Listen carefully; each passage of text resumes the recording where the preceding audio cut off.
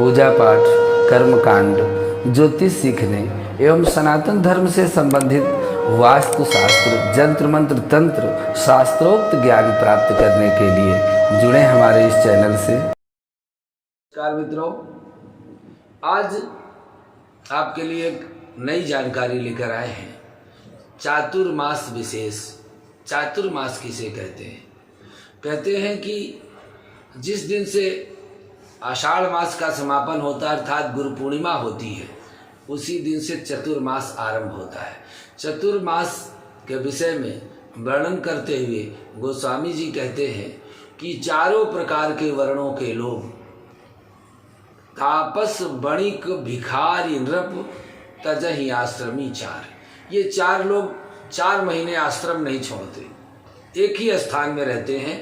चतुर्मास के वर्ष के 4 महीने आते हैं, श्रावण, भादो, कुंवार और कार्तिक। ये 4 महीनों को चतुर्मास कहते हैं। कुछ लोग 2 महीने का भी, श्रावण और भादो 2 महीने का भी चातुर्मास करते हैं।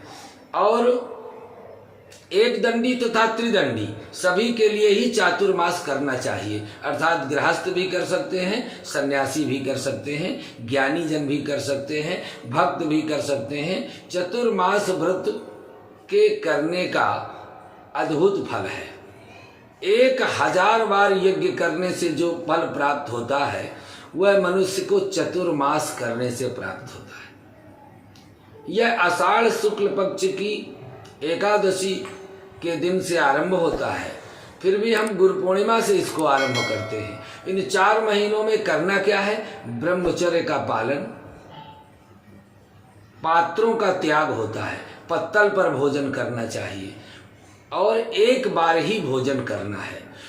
भूमि पर या तखत पर शयन करना है, उपवास दिन में करना है, मौन रहना है, मंत्र का जप निरंतर करना है, ध्यान, स्नान और दान, यह पुण्य विशेष रूप से हमको करने हैं। व्रतों में सबसे श्रेष्ठ है ब्रह्मचर्य।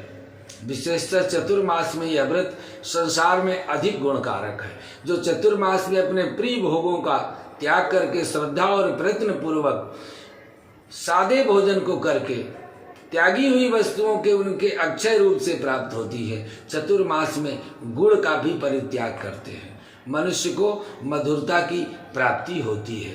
तांबूल का त्याग करते हैं जिससे भोग सामग्री प्राप्त होती है और कंठ सुरीला होता है। दही छोड़ने वाले मनुष्य को गोलोक मिलता है। नमक छोड़ने वाले को पूत कर्म अर्थात परोपकार एवं धर्म संबंधी कार्य सफल होते हैं। और जो केवल मौन व्रत धारण करते हैं उनकी आज्ञा का कोई भी इस संसार में उल्लंघन नहीं करता। चतुर्मास में काले नीले रंग के वस्त्र त्याग देना चाहिए और कुसुम्भ अर्थात लाल रंग व केसर का भी त्याग कर सकते हैं। आषाढ़ मास के शुक्ल पक्ष की पूर्णिमा से इस तरह से यह व्रत आरंभ करके भगवान जनार्दन के शयन करने पर शहद का सेवन करता है, उसको पाप लगता है। इसलिए इन 4 मासों में शहद का सेवन नहीं करना है। चतुर्मास में अनार, नींबू, नारियल, मिर्च, उदड़ और चने का भी त्याग करें। चतुर्मास में विशेष रूप से परनिंदा से बचे, क्योंकि गोस्वामी जी भी रामायण में लिखते हैं कि पर निंदा सम अघ न गिरीशा। माता ने पूछा तो भगवान कहते हैं कि पर निंदा के समान कोई पाप नहीं है। निंदा सुनना और निंदा करना दोनों बराबर पाप के भागीदार होते हैं, इसलिए निंदा से दूर रहे। चतुर्मास में तांबे के पात्र में भोजन विशेष रूप से त्याज्य है। कांसे के बर्तनों का त्याग है, इसलिए पत्तल पर भोजन करे, मिट्टी के पात्र में करे, किसी भी धातु के पात्र में न करे। मदार पत्र या बटपत्र की पत्तल में भोजन करे और उसका फल अनुपम बताया गया है। किसी प्रकार का पात्र न मिलने पर मिट्टी का पात्र उत्तम है, अथवा स्वयं ही पलाश के पत्ते का पत्तल बना करके उसी पर प्रसाद पावे। पलाश के पत्ते से बनी पत्तल में किया गया भोजन चंद्रायण व्रत के समान श्रेष्ठ होता है।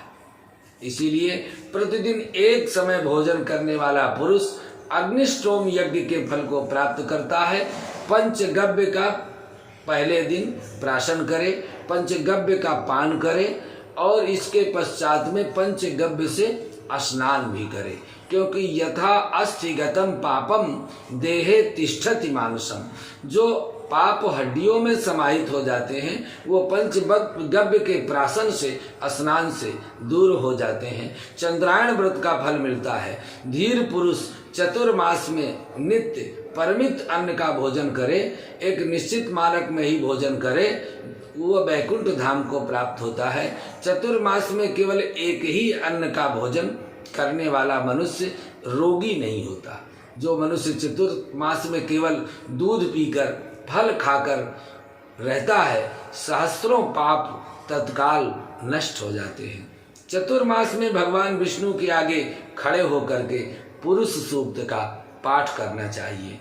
हरि ओम सहस्र शीरेखा पुरुष सहस्राक्ष सहस्रपात शभूमि गुं सर्वतः स्मृत्वा ततिष्ठद्दशांगुलम्।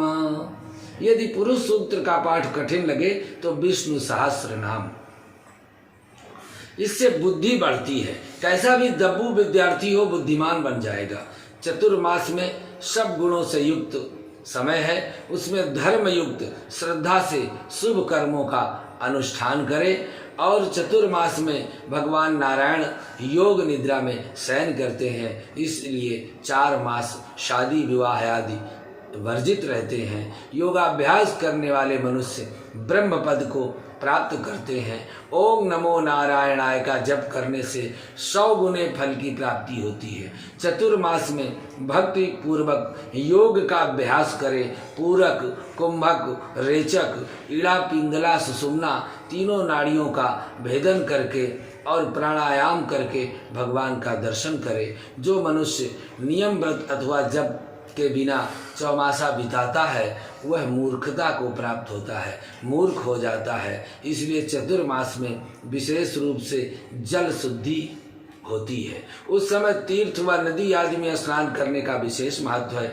नदियों में संगम में स्नान करने के पश्चात पितरों एवं देवताओं का तर्पण करना चाहिए और होम आदि करने से तो अनंत फल प्राप्त होता है। जो मनुष्य जल में तिल आंवले का मिश्रण करके अथवा बिल्व पत्र डाल करके ओम नमः शिवाय का 4-5 बार जप करके उस जल से स्नान करता है, उसे नित्य महान पुण्य की प्राप्ति होती है, पापों का क्षय होता है। चतुर्मास में अन्न, जल, गौ का दान, प्रतिदिन वेद का पाठ, प्रतिदिन हवन, सत्कर्म, पुराणों का पाठ, सत्कर्म, सत्पुरुषों की कथा और सत्संग, संतों का दर्शन, भगवान शिव का, भगवान शालिक राम का, भगवान नर्मदेश्वर का पूजन, निश्चित रूप से ये दुर्लभ चीज़ें बताई गई हैं। इसलिए चतुर्मास में दूध, दही, घी एवं मट्ठे का दान महापुण्य फल देने वाला है। चतुर्मास में भगवान की प्रीति के लिए विद्या,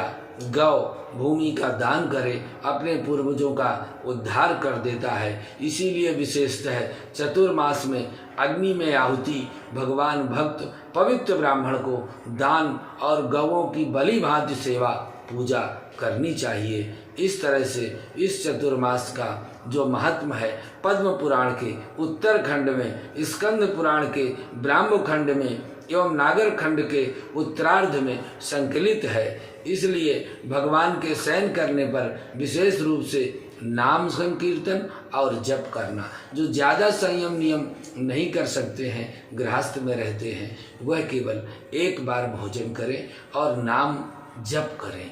जो गुरु जी से मंत्र प्राप्त हुआ है उसका जप करें और नाम मंत्र का कीर्तन करें, जिसमें सबसे श्रेष्ठ नाम संकीर्तन है।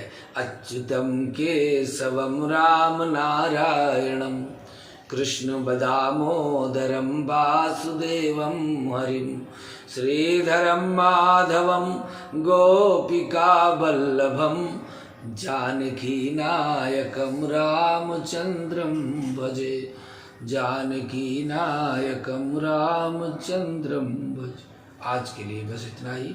अगले भाग में पुनः आपके लिए एक अद्भुत जानकारी के साथ उपस्थित होते हैं। नमस्कार।